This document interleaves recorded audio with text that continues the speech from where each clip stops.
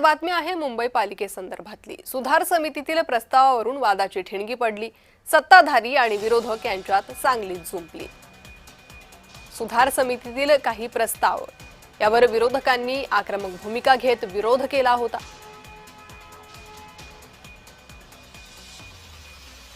आज मुंबई महानगरपालिकेमध्ये इम्प्रूव्हमेंट कमिटीमध्ये स्थापन समितीमध्ये काही प्रस्ताव येणार होते, जे प्रस्ताव इतके चुकीचे होते की ज्याच्यावरती काल आदित्य ठाकरे यांनी एक प्रेस कॉन्फरन्स घेतली होती व मध्यरात्री माझं मुख्यमंत्र्यांशी जे काही बोलणं झालं त्याच्यावरती त्यांनी वाद होऊ नये आणि चुकीच्या गोष्टी महापालिकेत होण्यासाठी त्यांनी ते थारा देणार नाहीत आणि चुकीच्या गोष्टी ते होऊ देणार नाहीत हे त्यांना पटल्यामुळे त्यांनी त्या सगळ्या गोष्टी आज थांबवलेल्या आहेत।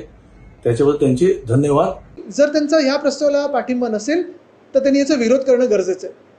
तर आज जर त्यांनी दखल घेतली असेल तर मी आभार मानीनच, पण महत्त्वाची गोष्ट आत्ता काही करण्यापेक्षा किंवा बोलण्यापेक्षा जेव्हा खरोखर हे तिन्ही प्रस्ताव RG टू रेसिडेन्शियलचे खारिज होतील, दफ्तरी दखल होतील, रद्द होतील आणि ब्लड बँक प्रायव्हेटायझेशनचे प्रस्ताव रद्द होतील, मला कुठेही कमीपणा नाही, मी जाऊन त्यांचे जाहीरपणे आभार मानीन, त्यांना भेटून।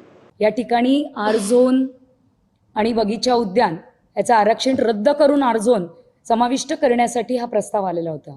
या प्रस्तावाला पण बोलताना मी या ठिकाणी असं सांगेन, 1991ला DP आर-झोन हा ऑलरेडी होता आणि 2018ला मंजूर DP करताना केल्यानंतर हा प्लॉट हा कोणाला जास्त आवडला हा समोरच्यानी विचार करावा। म्हणून या ठिकाणी आम्ही हा प्रस्तावसुद्धा नॉट टेकन केलेला आहे की जेणेकरून पुढच्या टायमाला काही विशेष काही माहिती आहे, चर्चा होईल आणि त्या चर्चेवर आम्ही ते मुद्दे पुढच्या टायमाला चर्चेत घडवून आणू।